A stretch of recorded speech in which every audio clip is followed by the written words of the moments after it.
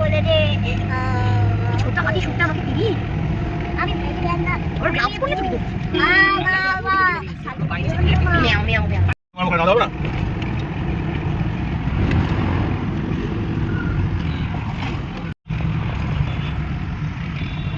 যেমন যদি দেখা থাকে রাউন্ড হবে।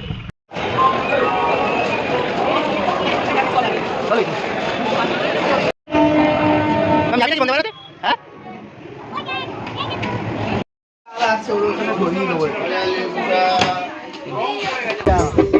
আমাদের মাধ্যমিক শুরু না পরের সপ্তাহ থেকে দাদা বারণ করলো বলে তারপরে সপ্তাহ মানে কথা হচ্ছিল। এবার ওদের সাথে কথা বলে পূর্ণিমা অবস্থা এবার ওই জন্য কেটে বলতে যাবে কাজটাও দিদি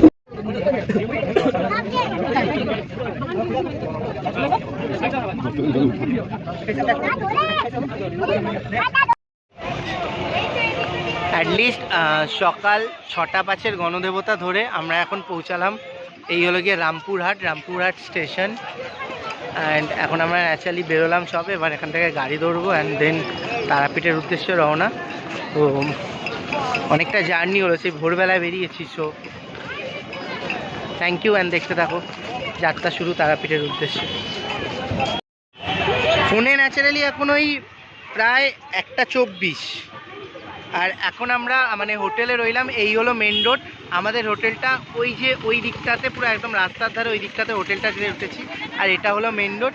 আর চান পান হয়ে গেছে, ফ্রেশ হয়ে গেছি, ঘড়িতে প্রায় 1:30 বাজে। আর এখন যাব এই হলো গিয়ে মানে তারাপীঠের সরণি এবং রাস্তাটা যেন মন্দিরে যেয়ে যাবো।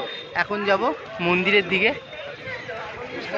দেখি কীরকম কী ভিড় আছে না আছে, কারণ এখন পুজো দিতে যাবো। সো হোটেল নিয়ে একটা কথা জাস্ট বলার আছে, আমি পরে হোটেলের সমস্ত কিছু ডেসক্রিপশান দিয়ে দেবো। যে আমরা যে হোটেলটা রয়েছি সেটা রিজনেবল বাজেটের মধ্যে সত্যি খুব ভালো। আমি রুমগুলো পরে ভিডিওতে একটা ভিডিও পার্টে দিয়ে দেবো। অ্যান্ড যদি কেউ এই হোটেলে আসতে চাও তো ডেসক্রিপশান বক্সে লিঙ্ক থাকবে। তবে আমার মতে বলে এই জাস্ট এইটুকুনি ডিস্টেন্সে মানে এই গলিটাতেই হোটেল নিতে হবে, তার থেকে অনেক বেস্ট আর অনেক বেটার কিন্তু ওই দিকে নেওয়া। সো অনেক দিন পর তারাপীঠে আসলাম অ্যান্ড এগুলোকে দেখে না জাস্ট কিছু মনে পড়ে যাচ্ছে। জাস্ট অনেক দিন আগে, প্রায় তাও প্রায় 8 বছর আগে বোধহয় একবার তারাপীঠে এসেছিলাম। অ্যান্ড প্রায় 7-8 বছর আগে, আর তারও আগে প্রায় ছোটোবেলায় একবার তারাপীঠে এসেছিলাম। জয় ইস্ট বেঙ্গল। চলো জয় ইস্ট বেঙ্গল। যাই হোক,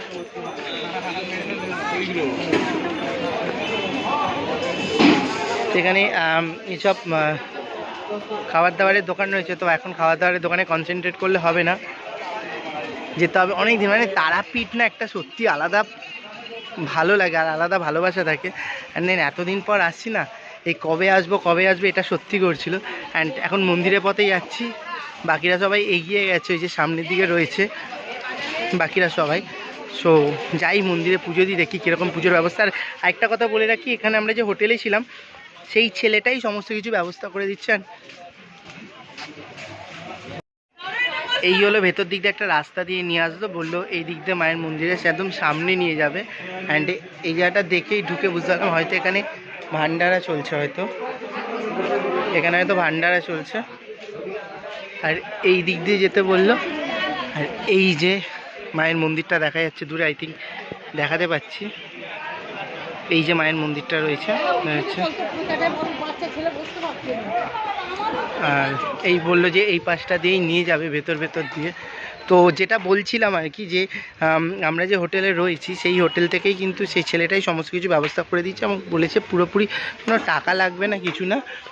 আর পুজোর ব্যবস্থাও সমস্ত কিছু করিয়ে দেবে, কোনো অসুবিধা নয়। আর কোনো টাকা দিয়ে যে লাইনে দাঁড়াতে হবে সেরকমও কোনো কিছু নেই। তো এখানে এই যে গোয়ালঘরগুলো রয়েছে, বলা হয় এই গোয়ালের গরুরই দুধ দিয়ে মায়ের জন্য সমস্ত কিছু বা সমস্ত কিছু করা হয়। তো এটা মন্দির সংলগ্ন এবং মন্দিরেরই মূর্তি। সো আর এই যে সিঁড়িটা, মানে যেখানে লাইন দিয়ে আসতে হলো সেখানে এই সিঁড়িটা, এবং এখান দিয়ে আমরা যাব। এবার দেখা যাক কোথা থেকে পুজোর ফুল নেওয়াচ্ছে। এই জায়গাটা দিয়ে ঠাকুরমশাই নিয়ে আসলো। অ্যান্ড দেন বললো এই যে পুকুরের ধারে, আমরা ওই দিকটাতে ছিলাম, অ্যান্ড এইখানে বললো লাইন দিতে।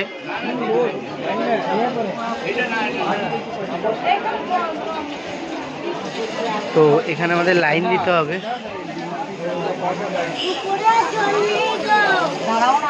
যে কত লাইন পড়েছে মানুষের।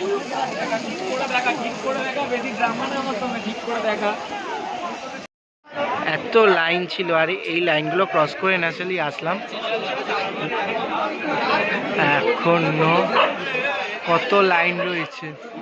আর এই হলো সোজা মায়ের মন্দির।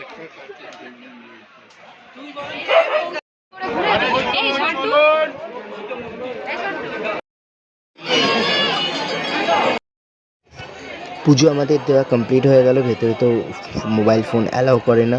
তো পুজো টুজো দেওয়া কমপ্লিট, বাইরে বেরোলাম। দেখতে পাচ্ছি মোটামুটি সন্ধে হয়ে গেল, আর এখনও কী পরিমাণ লাইন রয়েছে পুজো দেওয়ার জন্য। তো মোটামুটি আমাদের তারাপীঠের আজকের যে যাত্রাটা শুক্রবারের, সেই দিনকার পুজো টুজো দেওয়া কমপ্লিট। এখন প্রচণ্ড টায়ার্ড। তো এখন চলো হোটেলের দিকে ফেরা পেলা, বাকি ভিডিও আসছে।